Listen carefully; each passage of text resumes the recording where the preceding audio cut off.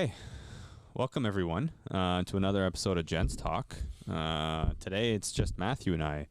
What's going on, buddy? Not much, man. How you doing? Good. It's a beautiful day in Toronto. Yes. We're here at the Startwell studios. This episode, as always, presented by our friends at BULOVA. And then you just touch the watch the minute you hear the name, BULOVA. right? And the fits by Got Style, and of course, I'm looking what I think to be sharp, but this guy's just always looking fresh with the colors, the aesthetic, the schemes, all of it. Loud. I think because I'm quiet, I like to dress loud. Dress loud. Yeah. Stay quiet, dress loud. Yeah. No, that's not a good one. You gotta change the first part of that. Yeah. Stay loud is a good one. Yeah. But we'll figure out that part. We'll get there. Yeah, we'll get there. Get a tagline going. But yeah, so today we are covering mental health. I love it. Yeah, that's up your alley. You like writing about that. That's on brand for me. Like it's right up my. I love it, man. Anything that has to do with mental health, self-care, like yourself, is my passion. Like anything like even like this, everything I do now, like my passion projects always seem to go that way. I feel like that's the route for me. It has to be. Why does it resonate so much with you? Because I don't know, people feel calm around me, and like I'm very not easily bothered, and like I've done a lot of work to really just get to what I feel like a nice general speaking calm state. So more times than not, I'm very, obviously there's pros and cons. Like I'm not super excited a lot of times, but I'm also like super like upset about things, and like so it's very like especially like chaos. Like I find like in chaos is when I really just like, okay, this is the time to really calm down, because I feel like you need somebody to be calm in the chaos to help calm you down. And I found a lot of times when I was like I was like freaking out a situation, if there's nobody there to calm you down, like you're gonna keep going, right? So I always felt like I want to be that calming force, and when I see other people start to like get a little antsy, jump, it's like, cool, like no rush, for chill, we got this. I got you. It's good. We got this, man. We got you. Yeah. Have you always been that way? Yeah. Even as a kid, like even growing up. I think I was a really quiet kid. Like I didn't ask a lot of questions. I was very just in my own business, like be in my book or be writing or reading or something like that, and just kind of like stay to the side. I've always been very quiet. Do you ever find yourself wanting to be like, is there ever a scenario or a setting where you think to yourself, like, I wish I was a little more outgoing, or I wish I was a little more talkative, or you're just comfortable in your skin? No, because I know my scene. Like I know my, like, for me, like, if there's music on, it's my music. That's my zone. Like so I know when I'm there. Like, so like step into like a club and I'm like even like a lounge and just like I'm ready. So like now it doesn't matter. Like I'll go, like I can go, even now I go to clubs and go to the bars and stuff sober. Yeah. Right? Like, because I don't drink, and it's like I'm still just, people are like, yeah, I'm just jamming, because like that's I found my zone. Like, and I don't really like the club scene if it's too packed, because then I can't dance. Like I really just go there just to dance. Like it really is. I just go and just bobbing and bopping. So anytime there's like good music and I can just jam, that is my zone. So like I know where I lay in that situation, especially I find I don't do as well in groups. Okay. Right. So I feel like sometimes when I'm sitting in a group of people, I'm like, I feel like I could be more in the group. Like, because I'm like, once it's like 3-4 people, I'm like, then I'm just like, but when it's like one-on-one, like that this is my shit.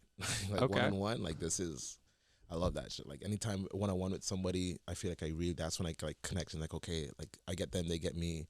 But then when it's like 4 or 5 people, it's like, oh, that guy's just a quiet guy. Don't like, so maybe it's from, siblings, being the youngest, and just kind of being ignored as a kid, maybe, or who knows. But I don't know, one-on-one is like definitely my jam. Why are you sober? Why are you sober? It's always good to be sober. Why did you decide not to drink? Oh, 'cause that's a conscious decision. Yeah. Years ago now, I was just in a very bad headspace, and I wanted to. Well, even though alcohol is a depressant, and I wanted to see how much of my mood and my thoughts and my feelings was attributed to just the alcohol. So I could stop drinking for a bit. Didn't miss it. Do you find that it's helped you mentally speaking? Mentally, financially. Financially, for sure. Mentally, I physically. can't imagine like if you ever do a quick audit of your bank account to see how much you've spent on alcohol Oh if yeah, you go out often. I remember times where I was doing that and how much I would just blow on alcohol. yeah, It's terrible. yeah. It's a terrible financial Yeah, but I mean, I still go out, but decision. now that I go out, because I go with the boys, all my the boys still drink, so I go out. But like now, I'll eat like 3 apps. So like, because like I got to like you get more food in you. Yeah, yeah. I get, like, so I eat like 3-4 apps sometimes, or like 2-3 apps and a dessert, and like I got like a bottle of sparkling water. Right. But yeah, it definitely helped physically too, mentally, like yeah. So definitely, like no regrets. Like drinking, yeah, it is now for me. It's just like I like being the guy that doesn't drink.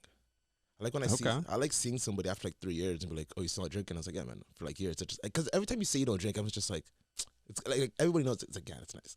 Like, and like no matter what, and then it's so I like that, especially when they're like, okay, especially because it wasn't like I don't have a bad relationship with alcohol. Like I'm a bartender, I work with liquor, I can drink. It's just I like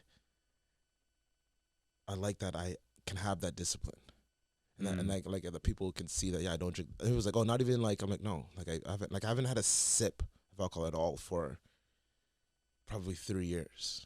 And like even like the year before that, I was bartending, like I'd sip a couple of drinks as I was like, sometimes even now, like I take a sip just to taste it, so I like know to explain it to a guest, but like I always spit it out. But before like the year, like I guess the first year I stopped drinking, every once in a while I'll take a sip just to like taste it, and then I'll drink it just to like same thing, but instead of spitting out, I'll drink it now. Right. But now it's just not take a sip, spit it out. Does nothing for me anymore. So you find that it's helped you. You were in a bad place. Yeah. And you stopped that relationship with alcohol. Was there anything else that you stopped? Well, did you find anything else? I wouldn't say stopped. I just started doing a lot more. Like I went to the doctor and talked to her, and like I need just in such like a blah space. Are we talking about like a medical doctor or a therapist? Medical doctor, right? Okay. And I was like, maybe I need to talk to a therapist, maybe talk to anybody. Like I need to talk to somebody, just get my thoughts out. And she's like, it's like, no, like try, some things like try eating better, drinking more water, drink less, exercise a bit more. And then I started doing it, and then like things started to feel better. So it's like one, it was just I'm not gonna fuck with the formula, right? So it's like it would happen in January, and after like February, March, of not drinking, eating better, working, I started to feel a lot better. I was like, why fuck with it, right? Like there's no reason for me to even, I don't know. There's no appeal for it. So like, but then everything's like I said, I started eating better, started drinking more water, started exercising more. I saw a therapist, was talking to her, and that helped. I love it. I always tell people like you gotta, like it should be. Why do you think it's still taboo? I don't know, and it's like they need to rebrand it. Like it needs to just. Somebody's got to market therapists better. Yeah, they do. Like I was like it's like the diamond shreddies when they had the shreddies and they just turned it down and something simple as that. Just because when people hear therapist, it has that negative connotation to it. And it's so unfortunate. I think we're getting there now. I see in the internet, on internet and the memes that people are talking more about therapists and being okay because you need it. It should be like a doctor, right? I don't understand why it has this negative connotation that something's wrong with you. Something's wrong with all of us. Yes, something's wrong with something's wrong with me. Of course, I'm weird. Everybody's weird. Everyone's going through some shit, right? And I think the fact that we have to try to hide it makes it worse, right? Because once you talk about it, and you talk about your shit, and then someone else talks about theirs, you're like, oh fuck, that's bad. Like like no matter how bad your stuff is, like you don't want anybody else's problems. As much as you don't want your own problems, you don't want anybody else's problems. Yeah, right. No, it's true. I remember. So the first time somebody switched the way I thought about therapy was they were talking about how, well, when you have a broken bone in your body, you go to a doctor. When you have something broken in your mind, some traumatic event, something that's happened, you've lost a job, your financial insecurity, something that's, mentally straining, and your mind feels like it's breaking, well, you should see a doctor for that too, right? Yep. Like that's the invisible break. Just because when people walk around with a cast and you see that, if I came to you and I said to you, Matthew, my elbow is it's bothering me. And you look at it and you're like, well, it's swelling, firstly, so it's probably fractured, broken, something. The first thing you tell me is go see a doctor. Yeah. I think we need to do better to start telling people to go see a therapist. Absolutely. And I've actually started encouraging more of my friends anytime they've talked to me about things where, I'm always willing to listen. I'm always willing to share insights if I have insight to share. But I always end it with saying, talking to me because you know me is a good first step. Yeah. Talking to a therapist is a great second step because they're professionals. They know what to look for. They know how to share information to change your perspective on things. I remember I saw a therapist for about 3 weeks at the beginning of COVID, right? After I had that split. Because I had lost my identity, right? I couldn't figure out who I was anymore. I didn't understand my relation to people, to things, to life. My mind was effectively broken, and I had to piece it back together. And there was something about talking to a complete stranger that created a safe space, never gave you the impression that they were judging you or going to criticize you, and that there was nothing you could say that would make them look down on you. They're not going to pity you. So, if you have an ego, don't worry about it. And it facilitated sort of like a breath of fresh air. I could finally say the things that I've been holding on to for so long. And then funny enough, our conversations weren't even just about my split. The conversations were about life in general, things that were bothering me, things that I've been holding on to for so long. And I almost feel like there are people out there who, even if there isn't a single traumatic event happening to them that they can pinpoint to and say, this is a problem, I need to go speak to someone, sometimes it's just good to go and speak to someone anyway. Yeah. Yeah, the main thing, absolutely. Like, what you said was, the main thing is that they're not judging. Like, it's so especially what I need is like a neutral voice. Like, somebody like, no matter what you tell someone, even I tell you, getting closer as we get, but like, I don't want you to judge me. Like, I want to tell you something and be like, oh, well, like, even if you don't act on it, it'll be in your mind, and it could be, I'd be thinking, okay, well, like, and so when I think about a therapist, it's like, man, whatever I told them, I know they heard worse shit. Like, so it's like, and they're getting paid, like, they're just, so it's like, the main thing is that they're not judging. It's a neutral force, they're not judging. In theory, they don't, like, it's not, for me, like, how like, they don't care. Not that they don't care, but they don't care, like, outside of work. They're not going to remember, they're not going to sit there in the middle of the night and message you, be like, oh yeah, about that, like, and so you have to think about that. It's out of sight, out of mind. I think the main thing too is you got to realize what you want. Like, do you want to, like, for me, I just wanted to talk to somebody, right? Some people want advice, some people want the back and forth. Mm-hmm. I just needed to just talk. I remember the first time I went, and she, like, I think just asked me one question. I was just talking, like, for like probably 45 minutes, an hour. And she's like, okay, and then we left, and I was like, this is stupid.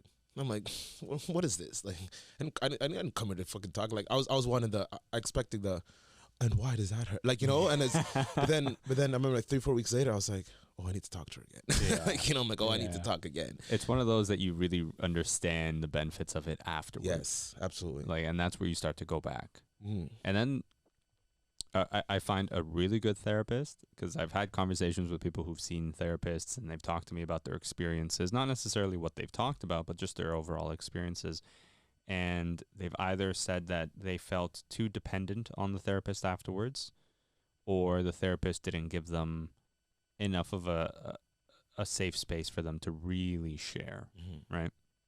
So I think obviously, just like any other field, any other thing, having the right therapist is there. And I also encourage people to shop around. Yes. The only thing is that you do have to pay. Yes, it's which is insane to me that stuff like that is not part of your regular coverage. That's a hard one, because chances are the first therapist probably won't work for you, and you have to have one. Like, remember the one I had, she was good, but now looking back, okay, well, if I had somebody I know in my mind what would make that person better. So now when I go back, I'm gonna look for certain things. At first, I didn't care. I just want to talk. See how. Let me try this out. Now that I've tried, it's like okay. Like now I got a feel for it. Now I know what I want, what I need, or at least more of what I want, what I need, and so I can look back and like I want a person of color, right? I had an Asian lady, but I wanted a black person, right? Because I feel they relate better. Okay. Right. And it's certain things, and like I said, whoever wants whatever they want, whatever you need.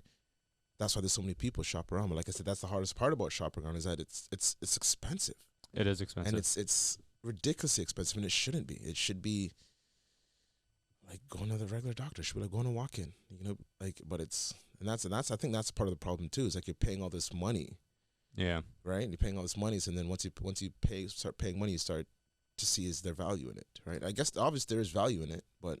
Yeah, but now there's a monetary attachment to that, and then on top of that, there's people who can't afford. Yeah, exactly. It's actually that's a great example. It's like a dentist. Sometimes you can't afford to go see the best version that's out there and available to you, and there will be people who will say, "Well, this is your mental health, just like this is your teeth." In that example, you should suck it up and pay the amount and go get it done. But some people just don't have that choice. And it's interesting you said. You wanted a black therapist. I wanted a female therapist.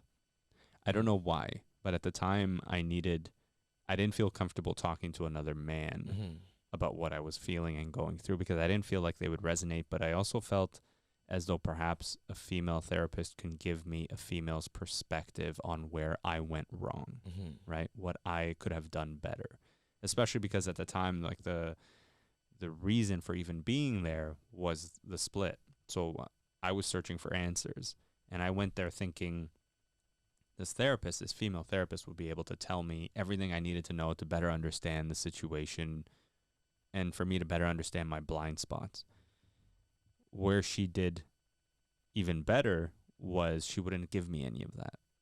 What she gave me was, or what she forced me to do rather, was just figure out my own blind spots, because she didn't want me to use the quote-unquote female perspective as my crutch, right?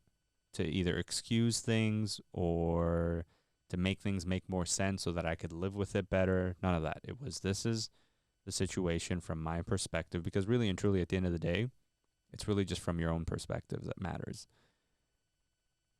And this is how I need to come to terms with things from my perspective and better understand them. And with time, naturally, you'll start to grow and see the other perspective.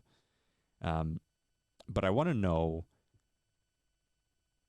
is there anything in from your perspective, from your opinion, that people could do outside of speaking to a therapist? Because there's going to be men out there that just, you can say it all you want, they won't do it. Yeah. Any other techniques? I mean, we talked briefly on another episode about journaling and how therapeutic that is in and of itself. Is there anything that comes to mind that you've done that you found worked for you? I love journaling. I also love to write, so maybe that's why I love journaling so much. Okay. But I think anything that can get you into, like you gotta get the thoughts out somehow.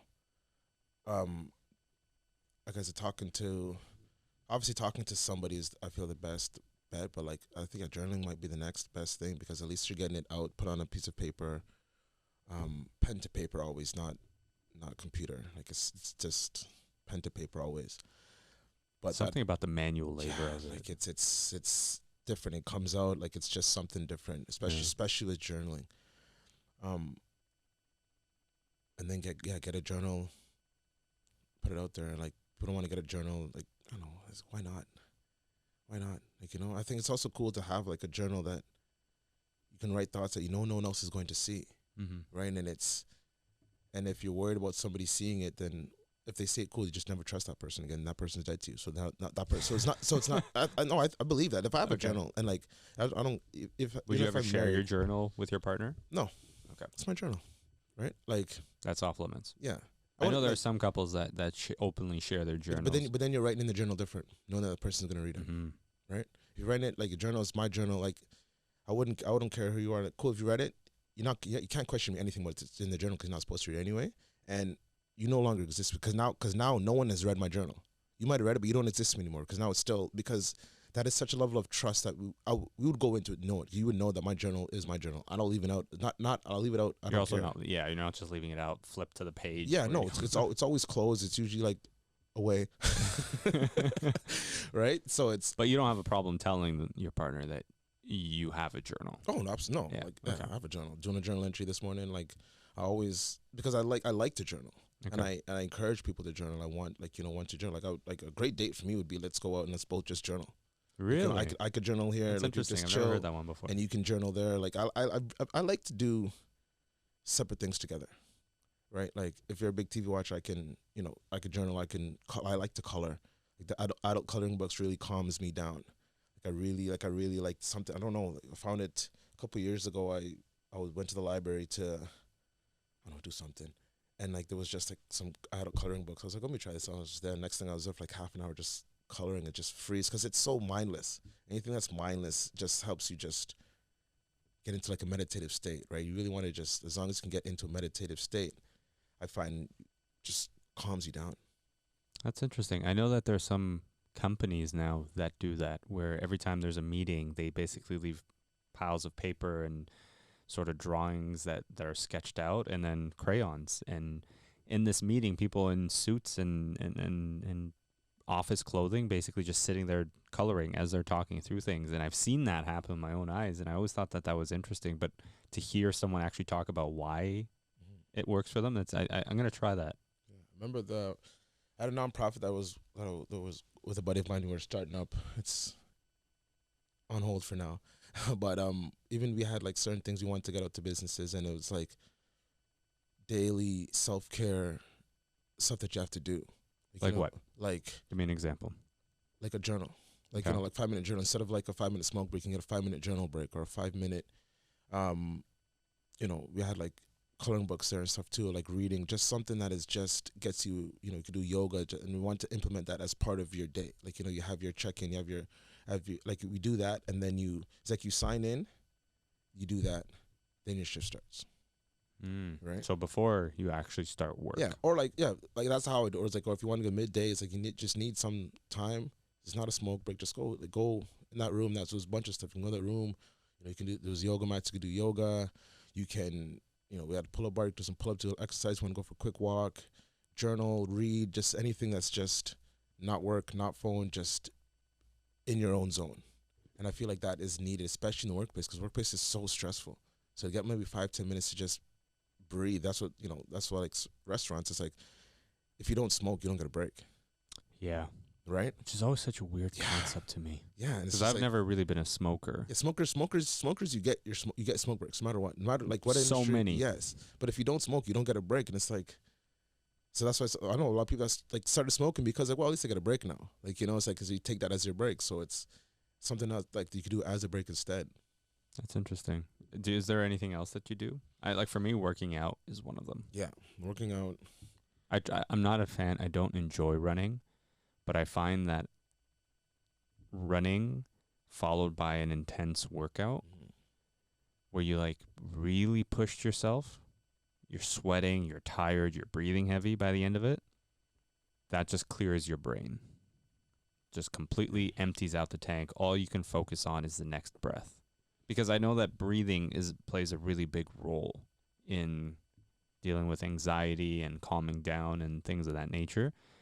So when you have these intense workouts and you're focusing on your breathing, it almost forces you to do that. Yeah. And then I find myself personally calm down, shoulders relax.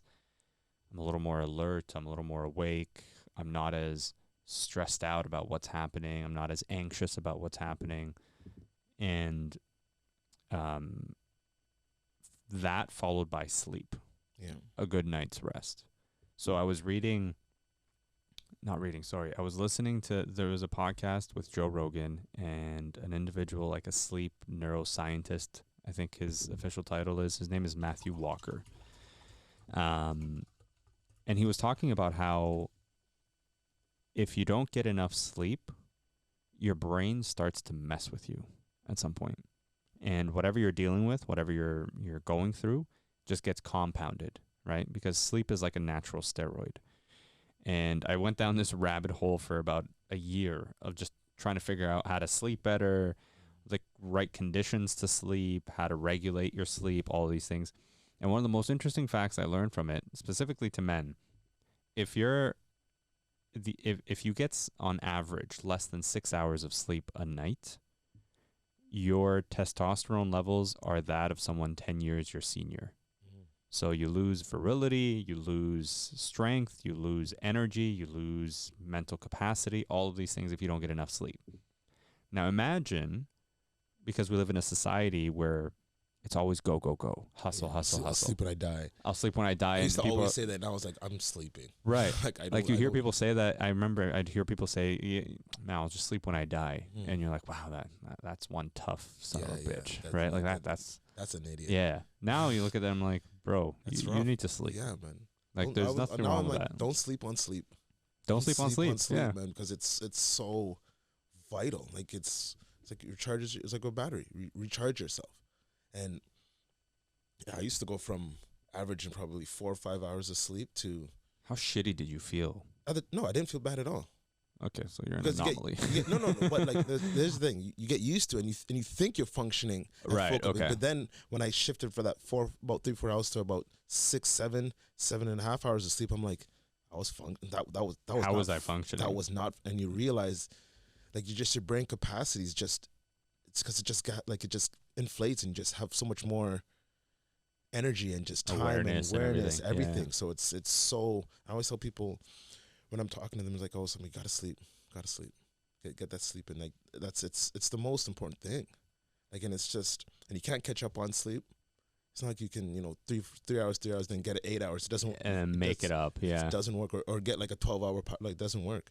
Yeah, and it's.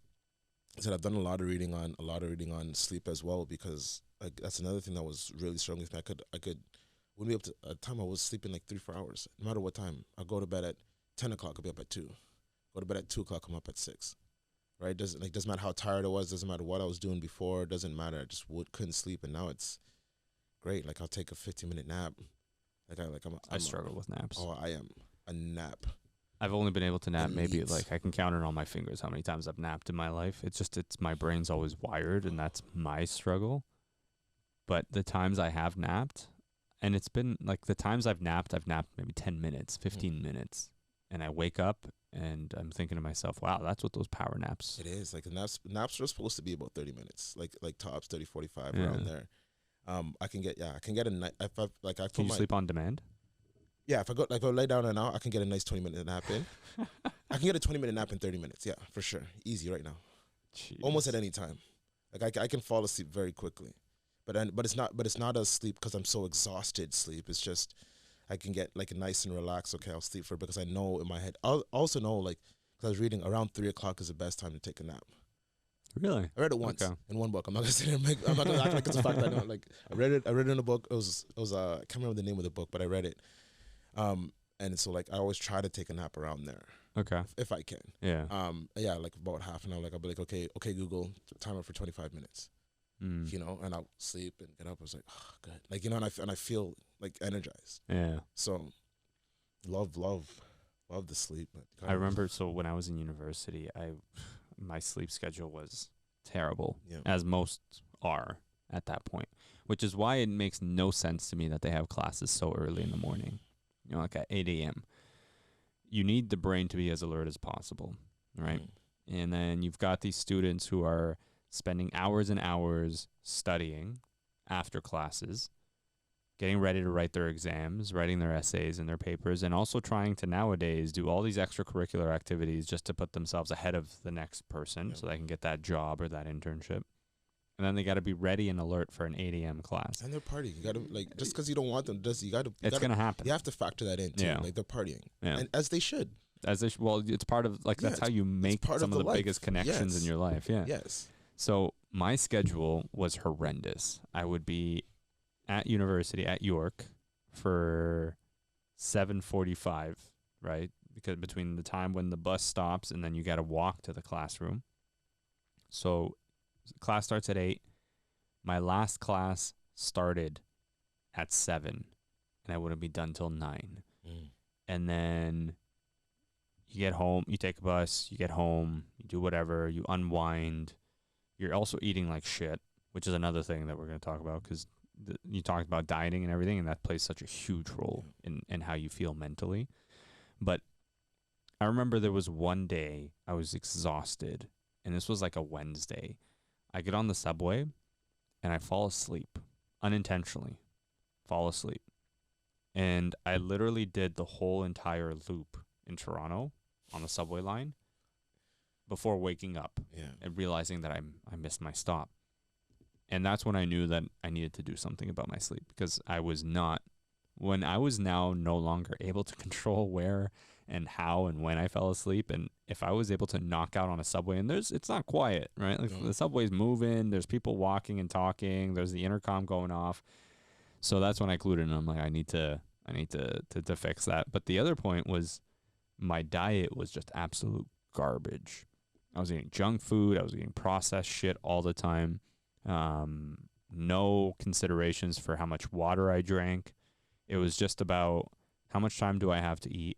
What's the cheapest option? What's the quickest option? And it's always the cheapest and quickest option is always the shitty stuff. Oh, yeah. And then I have that. I'm doing that 5-6 times a week. I started gaining a whole bunch of weight. I wasn't sleeping properly already. My brain capacity was shrinking at that point, and it just became a downward spiral. And over the last few years, I've been making it more of a priority to watch what I eat. I still indulge every so often because it's just I love food. Like, sorry? Because you're a human being. I'm a human being. And I just love food. Like, food for me, I eat because I enjoy eating, not because I have to, right? I could eat and then see something else and be like, wow, I want that, right? That's a little bit of that is just like my eyes are hungry more than I'm actually hungry. But there was a point in time where I think I was at my, like when I completely wasn't paying attention to my diet, my health, anything like that.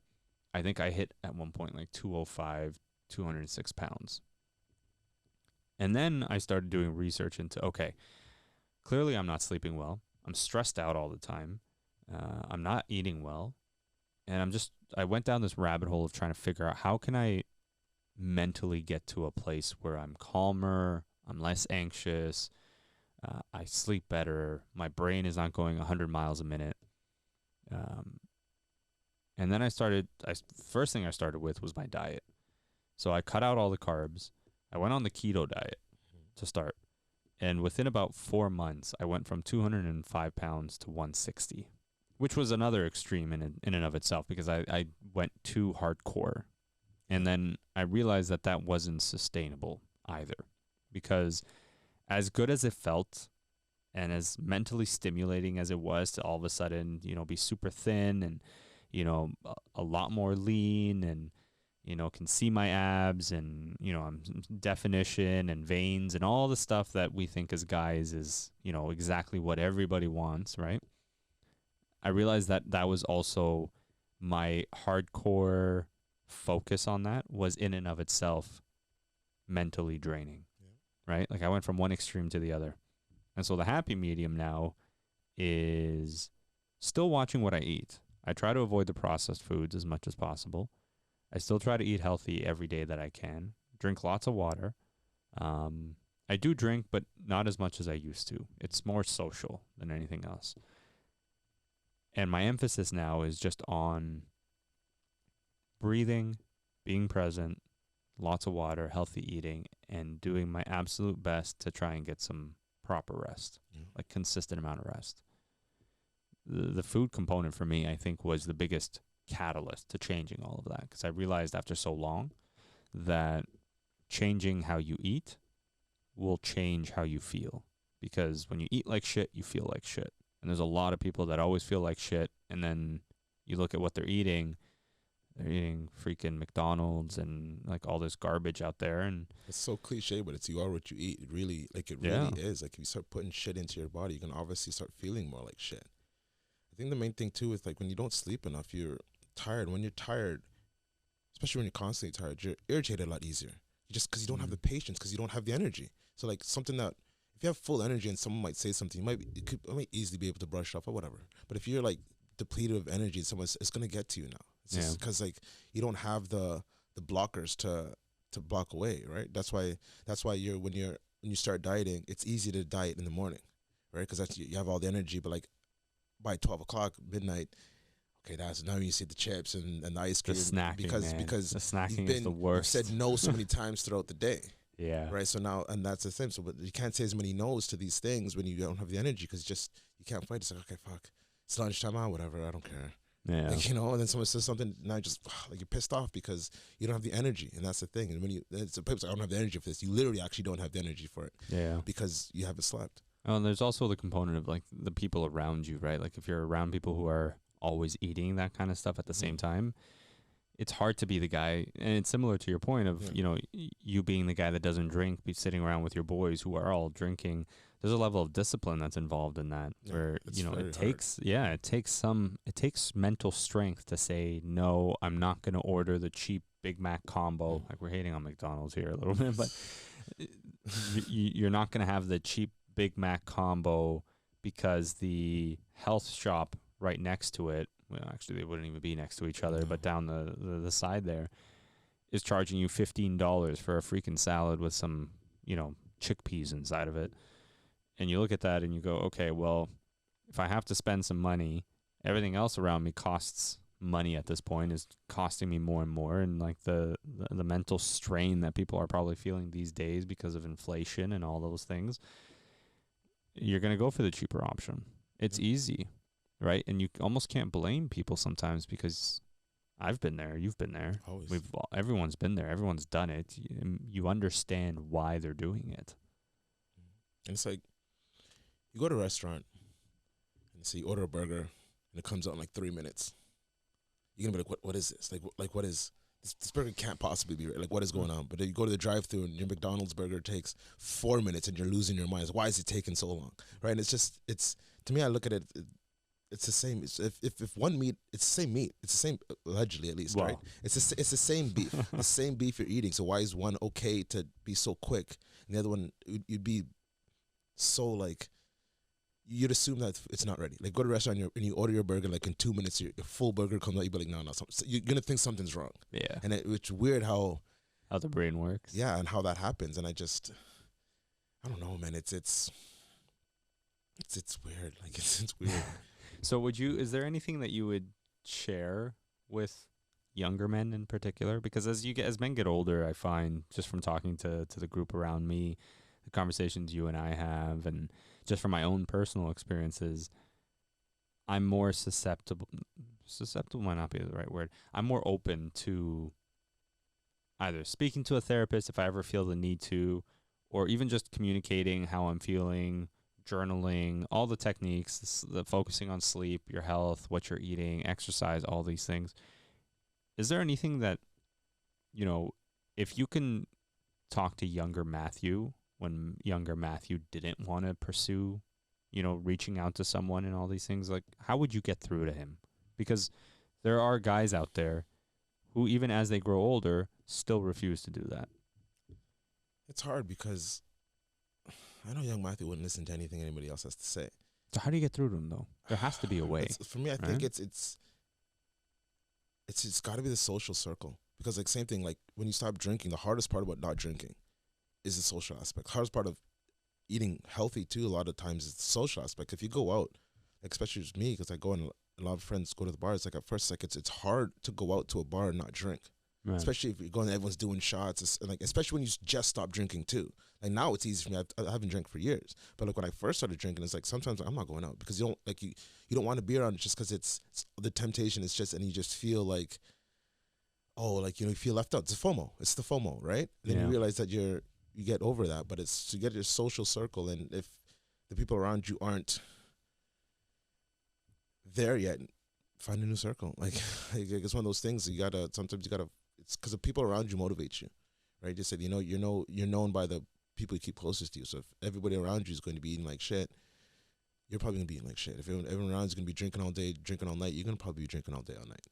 Right? That's why they say that about, you know, just general motivation for life, Yeah, right? Like absolutely. if you Even want to be business and successful, everything. surround yourself by successful people, learn from them. At least what you deem as success, right? Mhm. Because success is determined whatever. Like I like to determine the success by happiness, Okay. right? And I like to surround with people that are genuine, authentic people that I feel are genuine, happy, or at least trying to be better people on the inside and trying to be better, trying to be happier for themselves, not for anybody else. And I always try to surround myself with those kind of people. And when you into that world or that realm, it's the energies you just naturally attract to those people, and you won't have that connection with people that aren't on that same, like once you start to realize what you really want to get out of yourself, right? And you start to, even all this coming about, I didn't like seek out and like, oh, this I want, like obviously like I want to do a podcast, but like certain things just go together sometimes when you're really focused on what you want to do,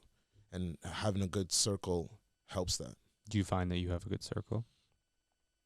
Yeah, yeah. I have a good circle. I know a lot of people,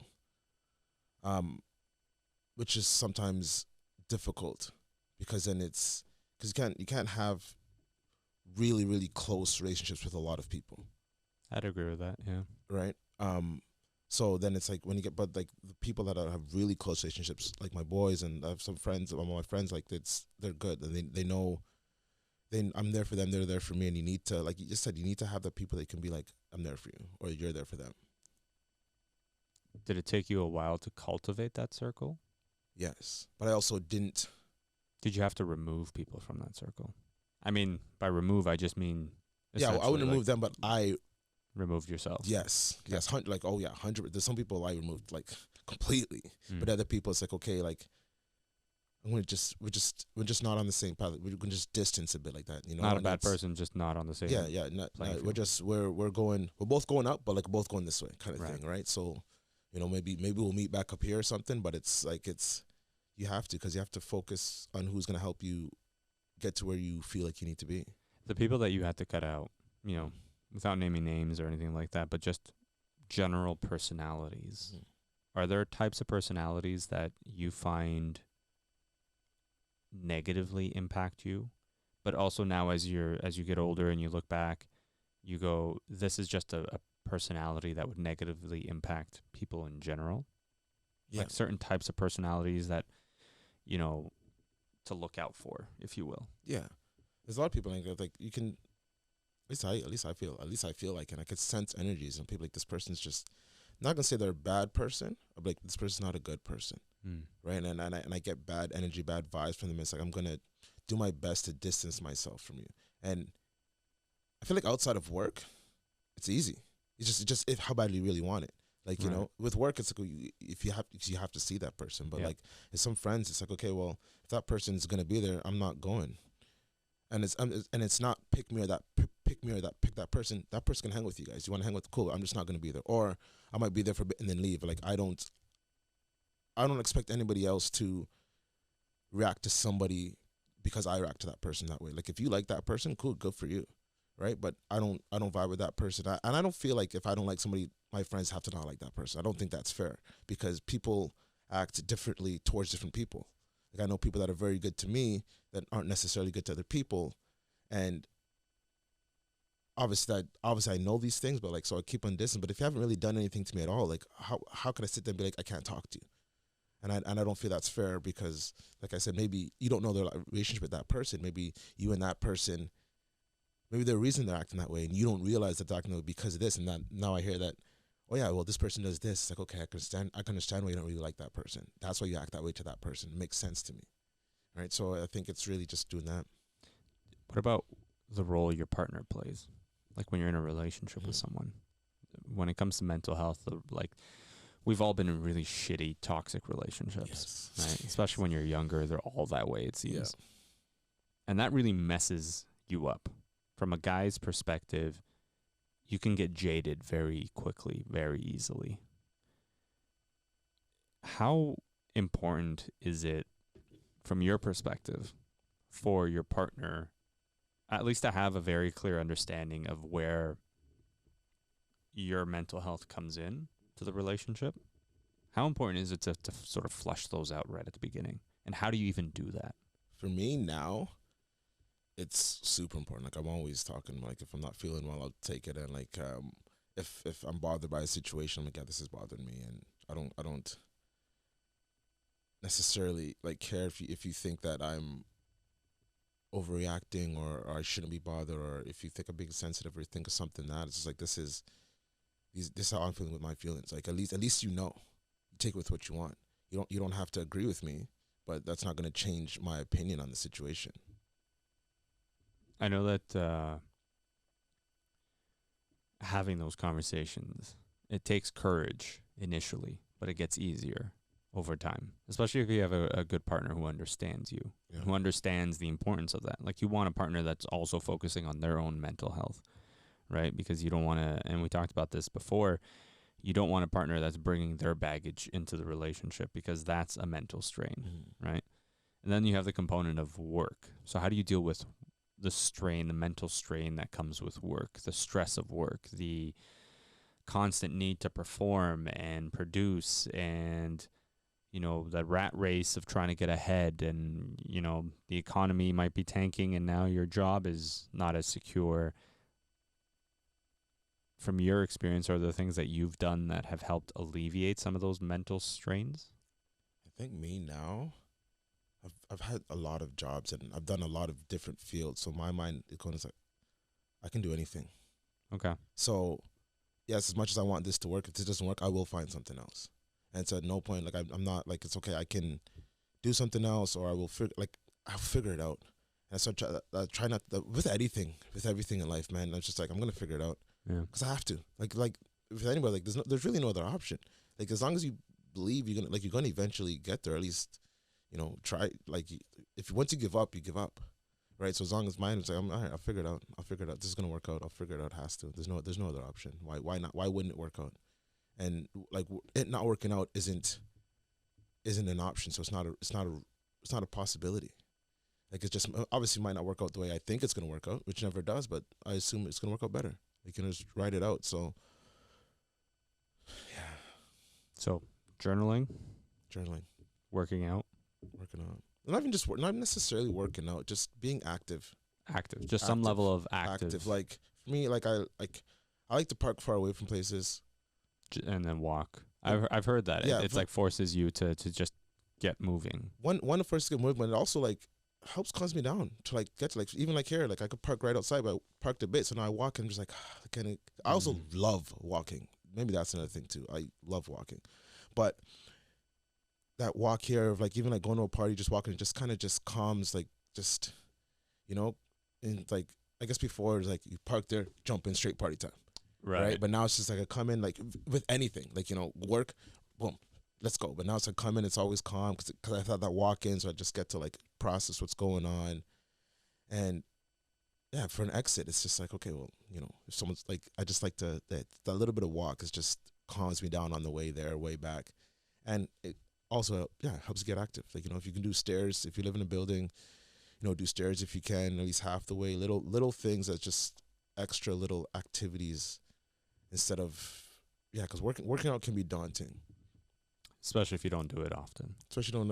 But People should be doing that often. At the beginning, and it's hard. It's hard to get into working out, but obviously, you get to that point where then you start to love it. And when you don't work out, like I haven't worked out in a few weeks and a few months. It's a mental hurdle. Yeah, but you get to the point where it's like fuck, like you just want to, just for the sake of like that energy, because you like going to the gym is hard.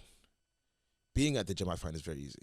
I mean, I don't think. Okay. I feel like it's that's the with going most. part. Yes, I feel like that's with most people. Because once you're in there, like you're like okay, well I'm here, I'm gonna do this, and like now you start feeling good because your body's moving, you get the energy going, But it's getting there. Yeah. Right. It's getting there. It's like I don't want to go.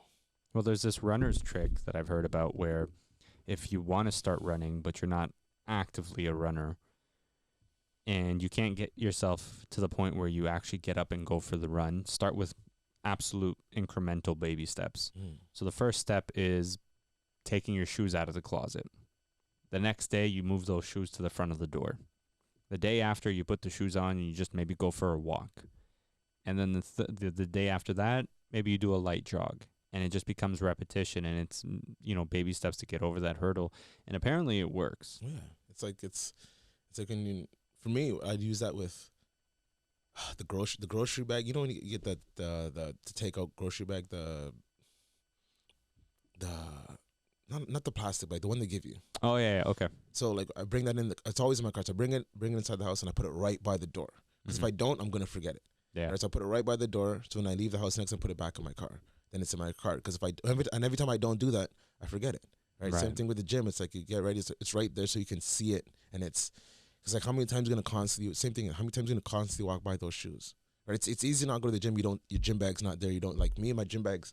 We're past the doors every time. I'm like, fuck, I gotta go to the gym. I didn't go to I gotta go to the gym. Then it's like, okay, and I start loading my bags. I gotta go to the gym. My gym's and same thing. I start moving my bag closer to the door, and it's like I can't keep moving over it, right? And it's you have to play tricks on your mind. So you're gonna go to the gym?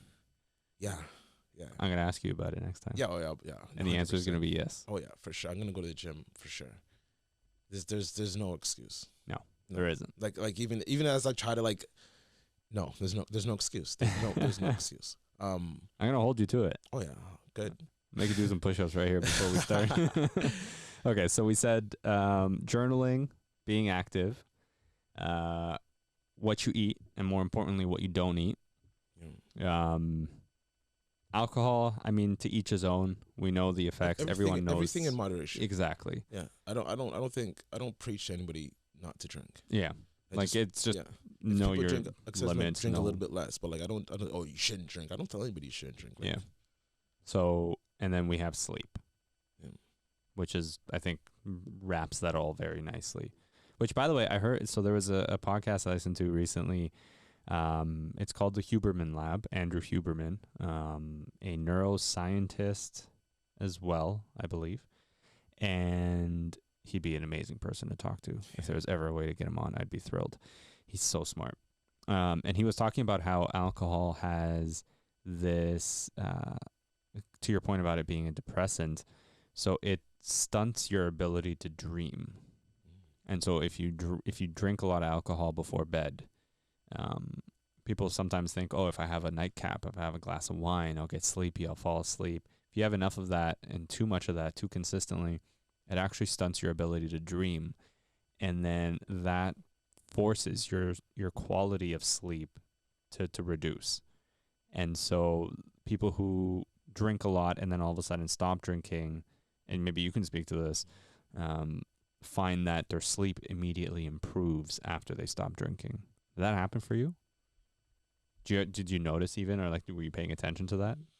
I don't know if it was that because I was also actively trying to get better sleep too. Okay. That's the same thing I was reading into, like, so I didn't know if it was me looking into other ways, like, you know, same thing, like no blue light before bed, and like so it was a bunch of things. I was really like my room number one focus focus at that time. Cool. Yeah, my number one focus at that time was how do I get better sleep. Yeah, and that was number one priority. And I think that's once you make that number one priority and you realize you can do it, then you can push it back down a bit to maybe 3 or 4. Because like, you know, obviously I get 3 hours sleep sometimes, but like I went a time where I think it was like 6-7 months where I didn't get less than 7 hours of sleep. Like there was no excuse. Like, you know, I was going to Montreal with the boys one time. I'm like, I gotta go home and sleep first. And he's like, like you just sleep in the car. I'm like, no, I need my sleep. Proper sleep. Yeah, I'm like, I will drive down the next day by myself if that make, like my number one focus right now is sleep. Like I don't care if you don't want to get your sleep, that's okay with me. You do whatever you want to do with your life. But right now, my number one focus is sleep, and nothing else is getting away with that. So I can execute sleep to the best of my ability, so that I know how to do it. So when I can't do all the things, at least I know 1 or 2 things. It's like 8 to 10, 12 things that you do to make sure you get a good sleep. Obviously, you can't do all those every night. Yeah. But if you know all of them and at least looked into them, you know which ones you can do to at least ensure some better sleep. And yeah, I pride myself in my sleep, and my ability to sleep, and how well I sleep, and how good my sleeps are. Yeah. Good for you, man. Sleep is super important. And on that note, I think we're going to put this episode to rest and call it. But sleep, food, exercise, and talk to someone. Yeah.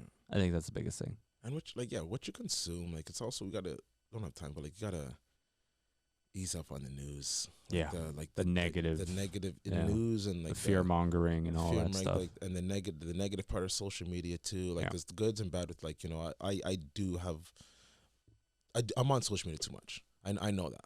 Oh, 100%. Yeah, I know that. And it's hard when you're trying to, like, you know, we're trying to do this through social media. It's like, 'cause if you have to be on it, it's hard not to. It's easy to avoid social media completely. Like, I know whenever I talk to somebody, I don't have Instagram, I'm just like, oh, awesome. Like, you know, like I feel so, like, it's like, yeah, I'm like, good for you, man. Oh, isn't it? Because like, all it is to show off. Yeah, that's all it is. Yeah, and there's no way around it. Anyone who tells you anything different is lying to you. It's just a measuring stick against everybody else that you know. Yeah, that's all it is. It's so hard not to get looped into that, but definitely what you take in, the information, the media you take in is super important too. You can't, especially with the pandemic, especially at the beginning of the pandemic. I know people that like watching the news every single day, like CP24 is on nonstop. I'm like, no, that gives me anxiety. When honestly, when I see somebody watching the news, it gives me a little bit of anxiety. Like, I'm just like, because all you get is just shit. Like, it's all bad news. That's all it is. That's all it is. Yeah. Like, you know, like, babies are born every single day, but they don't ever talk about that. But like, as soon as someone dies, like, you know, it's just, and I cannot. It's just too much negativity for one mind to handle. I can't watch news more than 10 minutes. Like, it hurts so my brain. Reduce how much news you watch. Just reduce the negative intake, even like, or the negative people, even like negative people around you. 100%. Reduce the negativity in general. Write it down. Figure out what negativities. If you have a certain friend that's always in a negative mood, you don't have to not be, just push them to the side of it, because that rubs off on you. Yeah, just limit the interactions there. That's something that I've actively been pursuing over the last several years, is trying to focus on who brings me negative energy and how do I reduce the interactions with that individual. Yeah, absolutely. Because there's enough reasons to find negative energy just in everyday life. I don't want to consciously bring that in. And if I could reduce that, that's my thing there. But on that note, thank you very much, sir. We appreciate it. Poncho, appreciate you, sir, for helping us out. That's the magician in the booth. And we'll be back next week. I guess we can say it. We're going to be having Danny Fernandez on. Danny Fernandez. Yeah. That's cool. I actually spoke to him last night, and excited about that one. He seems like a very fascinating guy. We're going to be talking about a lot of cool stuff there, but we'll do that, and we'll go from there. Thank you very much, everybody. Appreciate your time, and thank you for listening as always. Please don't forget to comment, subscribe, everything. Share the love. I feel so weird saying that. I know. Man. I don't like saying it. I gotta find a way to say that I don't feel so weird saying, because then I'll say it more. Comment, subscribe. But show us some love, please. It goes a long way. Please show us some love. Share it. Tell a friend. Tell us what you like. Tell us what you don't like. Yes, absolutely. It goes a long way. Let us. We're just trying to grow here. You know. Exactly. All right. Peace out, everybody. Appreciate it. Thank you guys.